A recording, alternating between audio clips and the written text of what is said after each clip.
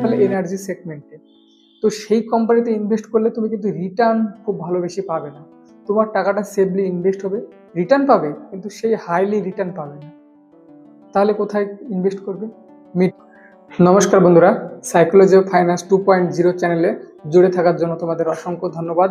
আজকের এই ভিডিওর মধ্যে দিয়ে তোমাদের সঙ্গে আলোচনা করব আগামী 5 বছরের জন্য কোন কোন স্টকগুলি মাল্টিব্যাগার স্টক হতে চলেছে এবং তুমি নিজে কিভাবে অ্যানালাইসিস করবে বা নিজে কিভাবে চুজ করবে কোন স্টকটি আগামী 5 বছরের জন্য মাল্টিব্যাগার স্টক হতে চলেছে বা কোন স্টকটি আজকে পেনি স্টক থেকে লার্জ ক্যাপ স্টকে পরিণত হবে, তার বিস্তারিত আলোচনা আজকের এই ভিডিওর মধ্যে দিয়ে আলোচনা করব।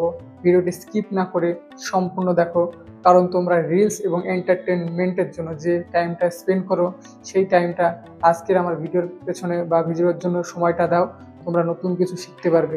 চলো সময় নষ্ট না করে শুরু করা যাক। দেখো, মাল্টিব্যাগার স্টক আমরা সেই স্টকটাকে বলছি যেই স্টকটি আগামী 5 বছরের জন্য তোমার ইনভেস্ট করা টাকাটিকে 2 থেকে 3 থেকে 5 গুণ বাড়িয়ে দেবে।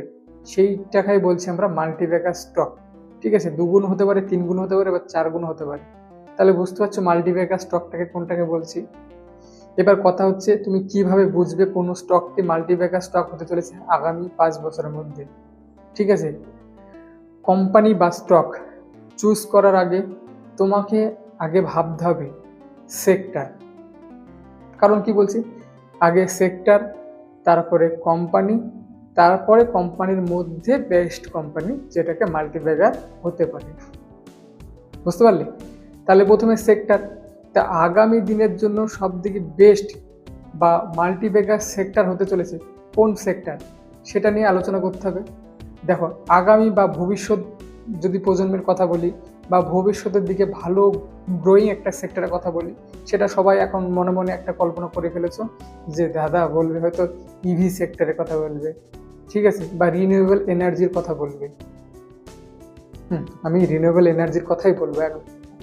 তোমরা একবারে সঠিক ধরেছো, তাহলে আমি রিনিউয়েবল বা ইভি সেগমেন্ট নিয়ে কথা বলবো। তো রিনিউয়েবল এনার্জি সেক্টর বা ইভি সেগমেন্ট আগামী 5 বছর বা 3 বছর কম করে হলেও ভালো একটা গ্রোয়িং সেক্টর। ঠিক আছে, তো এই সেক্টরগুলো ইনভেস্ট করতে পারো। এবার কথা হচ্ছে, দেখো, ইভি সেক্টর বা রিনিউয়েবল এনার্জি সেক্টরে প্রচুর কোম্পানি রয়েছে। সে তুমি লার্জ ক্যাপ, স্মল ক্যাপ এবং মিড ক্যাপ, এর মধ্যে প্রচুর কোম্পানি রয়েছে। এবার অনেকে কি মনে করে যে বড় কোম্পানি বড় হবে, একদম ভুল ধারণা। দেখো, যে